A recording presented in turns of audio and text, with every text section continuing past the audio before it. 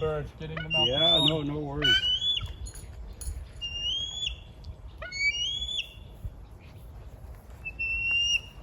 Big owl that normally sits on that, but he's keeping food in the back. He's in the shade at the moment, just out of the heat. Noddy. And she is a dark-breasted barn owl. Okay, so she'd be like the barn owls we have in Ireland, but she's actually from America. She's native to America. She's the dark-breasted one. Okay, so I'm going to place her on your glove. Yeah, sure. Up you go, sweetheart.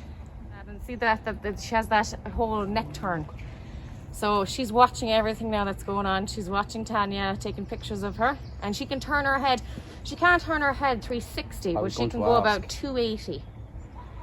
Yeah, and the reason why they do that is because their hearing is like a superpower. And she uses everything through her hearing. Like their eyesight would be good, but it wouldn't be as good up close because her eyes are set directly in front of her face.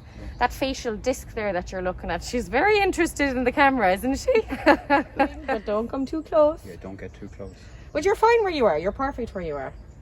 She's just watching, you know, they're all new things to them when they see kind of cameras and different things like that. And that's why we say don't come right up in front of you. So these little feathers here, they act like kind of a sensory, like kind of a cat's whiskers. You know, a cat, they would use their whiskers if they got stuck in something.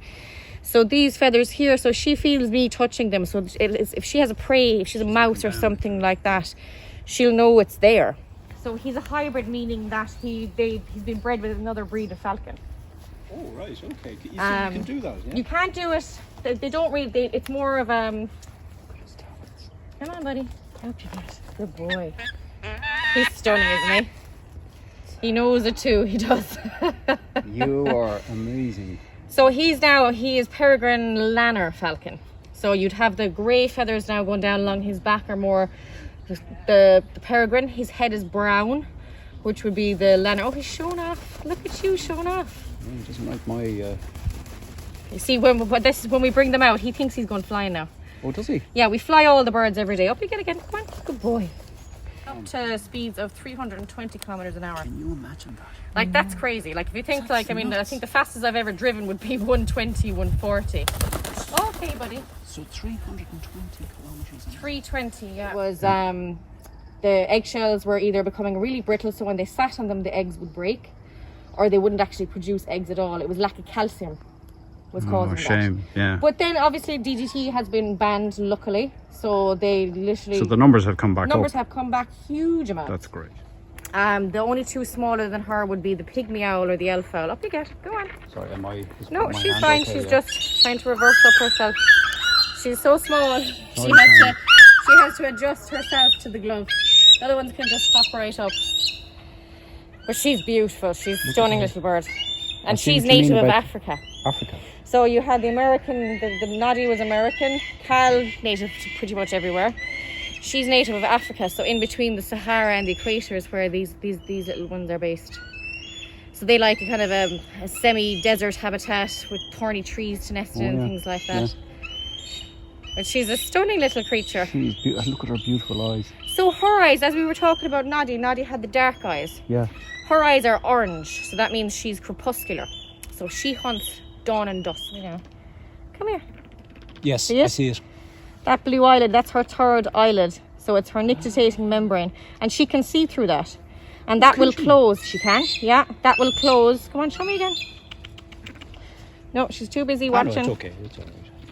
But that blue eyelid, it protects her from dust, debris, everything like that when she's flying. But it also protects her, like if she has a little mouse down here and it's fighting back and it claws her eyes, that will protect her main eye. What's up with you? Look at you. He's a show off, this one. You're not going on the perch, no. You're going to go on my arm. Again, they're all aware that when they come out, they're all aware. They're like, oh, are we going flying? What are we doing? So they get ready. Now, buddy. That's interesting. I recognise his call. They're very, like, that call is very distinct. Yeah. You know, that's hey. If you look at his wings, so like you have the pale in the middle and the black tips. And they're kind of an arch way. He's a short head, short tail. So when you see them up in the air, that's what you're looking at. And they're I guess they're all over Ireland now. They weren't. So they were very. The population of them decreased. Oh, he's stunning. He is absolutely beautiful. His colours, his feathers, everything like, and they all have that kind of grey around their face. So they wouldn't be on the amber. No, they're not on the. Yeah, they're perfectly okay at the moment. They're not on the list. They're actually quite popular. But back in the 19th century, there was hardly any in Ireland. It wasn't a thing in Ireland as such, but in England and places like that. Remember when you had the big thing in the 50s of myxomatosis? Yes. So the rabbits were all kind of being knocked off. So their prey was kind of diminishing, and that's another reason, again, pesticides. That's very interesting. Pesticides, everything was and especially the fact that the farmers thought that these guys were killers and they were taking their sheep or their chickens or everything like that. They thought that they were taking everything, but they don't. They're very easy going. And in America, they're such an endangered species in America, the American bald eagles, that you can't do this with them. It's illegal for people to actually. That's why when Americans come here and they see them, they're like wowed, because Charles will tell you all about it now. He'll tell you about the whole regulations in America with them, but it's because they just find it fascinating because they never see one up close. Sometimes I have a little bit of food in my glove for him, but I think he saw me putting it in there, so he nipped me. These things happen. No, nothing major. I guess nothing intentional. No. So that's Chacon. He's our male American bald eagle. We also have a female, happens to be his sister, called Saoirse. And Chacon here weighs 7 pounds 4 ounces, around there, right? Saoirse is 9 pounds and 5 ounces. In the raptor world, females rule. They're bigger and stronger than the males. Really? Yep. What he's doing there is gull fluttering. So that's him cooling himself down. The way a dog pants? Yeah, of course, yeah. The birds do that. Their gull there will just, that's them just cooling their body down. Yeah. Poor fella, But he's a Eurasian eagle owl, so that he comes from all over Europe and Asia. They have been found in the UK, but I'm beginning to think that they were brought in and released. They're not a migratory bird, so they couldn't have come with that from themselves. But so none here in Ireland. He does like the warm, he does like come from a habitat that would be quite warm, but not this warm. He's handsome. He's a he's the largest breed of owl there is. Oh, anywhere in the world? Yeah. He's the largest breed of owl. So he's weighing in at about 5-6 pounds. That's heavy enough. Yeah. And he's quite a big wingspan. Do you want to show us your wings? Come on, show me them. Up. Whoa, wow, yeah. And if you listen to his wings, you can't hear them very well. So owls have the ability to have silent flight. So they ambush their prey. So when they're flying, they have evolved, their feathers have this kind of serrated edge. You can't see it very well on him, but you can see just down along the tips of his feathers, it's like a fine toothed comb. And the sound that wings make is the turbulence. And that's what's causing the flapping sound when birds fly.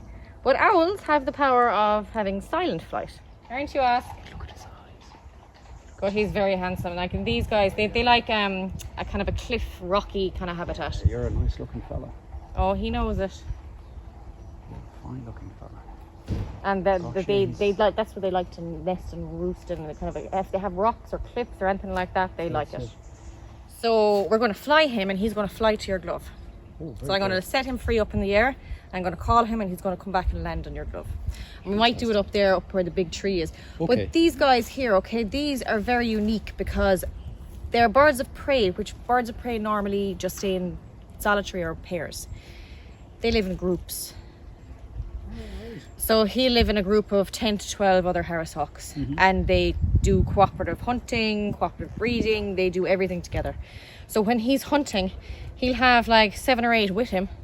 So you'll have 2 up top, 2 coming in from the sides, 2 coming in down low, and they're guaranteed to get their prey. Native of Texas, Arizona, all that kind of area. But they're fantastic for falconry, they're fantastic with humans, they're very, very social birds. Like, he'd nearly talk to you. Like, they just pick up on things so much. They're so intelligent.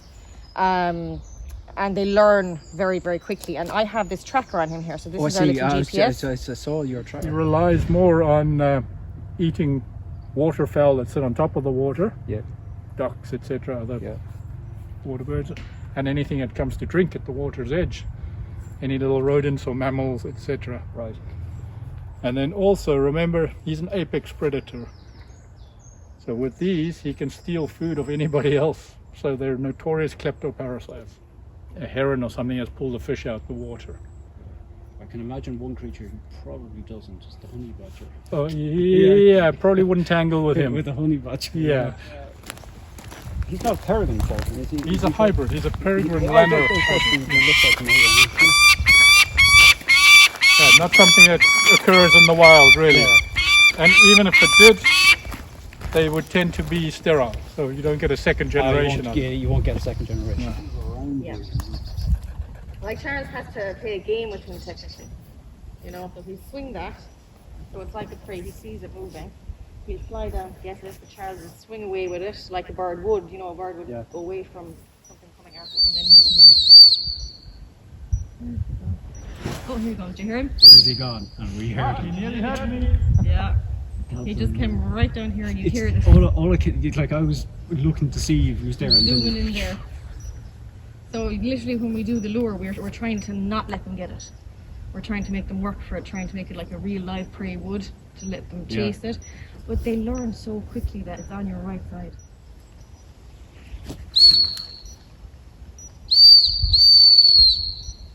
We'll throw it up to him now and let him get it.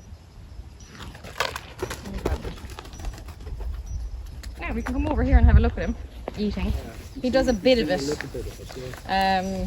Layla now doesn't do it at all. Yeah, I can see now he's minding. He's minding it as well. Now, I've dropped his swivel there, so hopefully he doesn't think that's his food. There we go. Okay, eat up, buddy. We're not going to take your food from you. That's right, I'm not taking your food. You can see him panting there. Yeah. So he's had a bit of exertion. Gosh, it is. It's some heat. Oh yeah. Sweltering.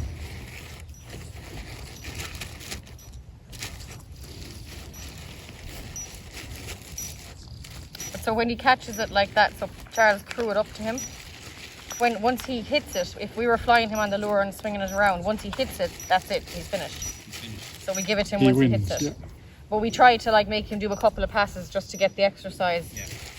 So he's working for it. He's doing what he would out in the wild. Yeah. He's chasing something down. You might have noticed the double whistle just before I gave it to him. That's to tell him, okay, you're going to get it now.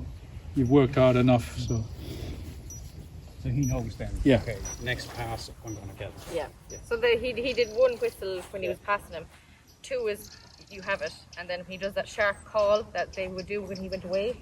That was the warning. He was kind of warning him, come back, you're going away from what could be danger. Yeah. Or, yeah. Yeah, danger, if you go over there, I'm not going to feed you. I guess that's how they're thinking, you know, if you go over there, you're not going to get fed.